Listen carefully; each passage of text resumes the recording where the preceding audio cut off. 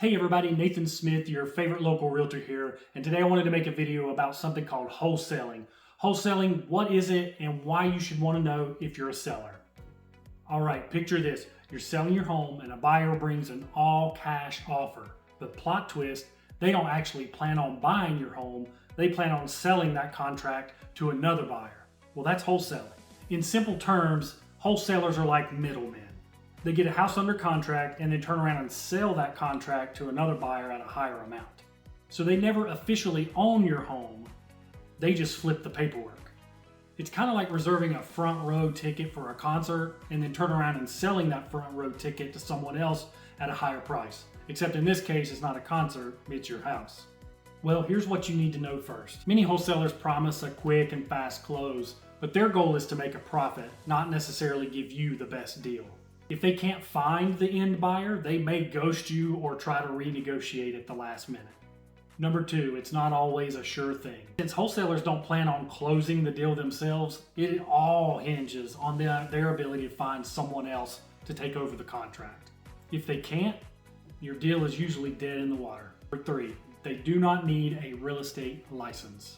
Unlike licensed real estate agents, wholesalers do not have to follow a code of ethics or have any fiduciary duties to the folks that they deal with. This means they can legally make a deal that's better for them than it is for you without breaking any laws. Think of it this way, selling with a licensed real estate agent is like having an attorney represent you in court, whereas working with a wholesaler would be kind of like asking Uncle Jimmy for legal advice. There's a big difference. Okay, so now I know it sounds like I am totally negative on wholesalers, but that's not necessarily true. They're not all bad, and sometimes, and in some cases, it may be the best thing for you as a seller. That being said, there are a couple red flags that you should be aware of. Now, if you're working with a real estate agent's going to be looking out for these red flags and helping you through the process.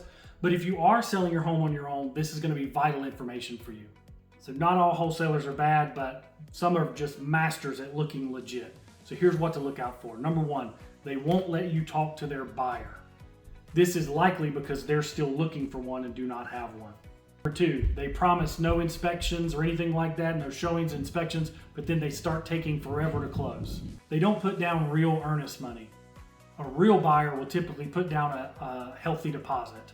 And keep in mind, guys, if someone is offering to buy your house for cash without seeing it, that's almost like proposing on the first date or something. Okay, so like I said, I've been tough on wholesalers, but let's be fair. They do have their time and place. Here's a couple scenarios where it may actually be better for a seller to work with a wholesaler. Number one, if you need to sell ASAP and you do not care about getting top dollar for your home. Number two, if you do not want to make any repairs and you're okay with a discounted price. Number three, if the wholesaler is legit, upfront, and transparent and has buyers lined up ready to go. So, should you sell to a wholesaler? The answer is it depends.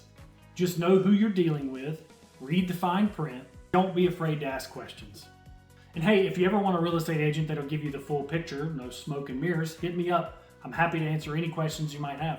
All right, guys, that's all I've got for you today. Drop a comment below, like and subscribe. If there's ever anything I can do for you, please let me know.